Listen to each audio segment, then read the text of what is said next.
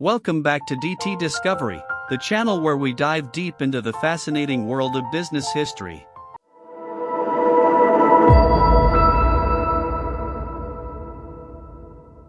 In today's episode, we're exploring the rise and fall of Ponderosa Steakhouse in Canada. Get ready for a juicy story packed with sizzling success and a bitter ending. Let's dive in. Ponderosa Steakhouse, known for its buffet-style dining and mouth-watering steaks, began its journey in the United States in the late 1960s. With its all-you-can-eat concept and family-friendly atmosphere, the chain quickly gained popularity, captivating the taste buds and wallets of hungry customers across America. Eager to capitalize on their success, Ponderosa Steakhouse set its sights on expanding beyond U.S. borders. In the early 1970s, the company ventured into Canada, hoping to replicate its American triumphs in the Great White North. Ponderosa Steakhouse made its grand entrance into Canada, opening its first Canadian location in Windsor, Ontario, in 1972.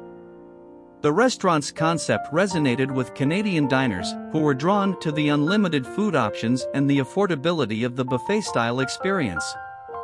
With the initial success of their Canadian outpost, Ponderosa Steakhouse accelerated its expansion efforts across the country. The chain opened several additional locations, spreading its brand from coast to coast. At its peak, Ponderosa had over 60 restaurants throughout Canada. However, as Ponderosa Steakhouse expanded, it faced a growing challenge: increased competition. Other popular restaurant chains, both domestic and international, began offering similar buffet-style dining experiences in Canada. The rise of competitors such as Golden Corral, Mandarin, and other local establishments put pressure on Ponderosa's market share. Beyond the intensifying competition, Ponderosa Steakhouse also faced another hurdle: shifting consumer preferences. As the culinary landscape evolved, Canadians began to seek out more diverse dining options. They craved unique experiences, ethnic cuisines, and healthier alternatives. Unfortunately, Ponderosa Steakhouse struggled to adapt to these changing consumer demands. Its menu, centered around traditional American steakhouse fare, lacked the variety and novelty that Canadian diners were increasingly seeking.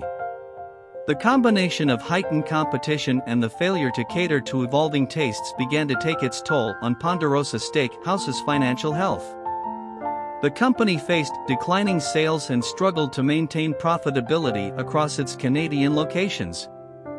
As a result, Ponderosa Steakhouse was forced to make difficult decisions. The chain began downsizing its operations, closing several underperforming restaurants across Canada. Despite these efforts, the overall decline continued, and eventually, Ponderosa Steakhouse made the unfortunate decision to exit the Canadian market entirely. And just like that, the once prominent Ponderosa Steakhouse had its flame extinguished in the Canadian landscape.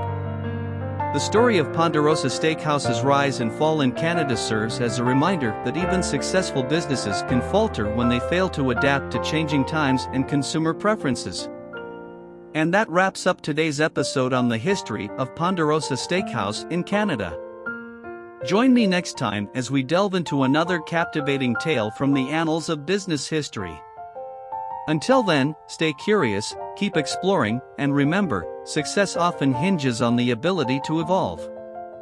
This is DT Discovery.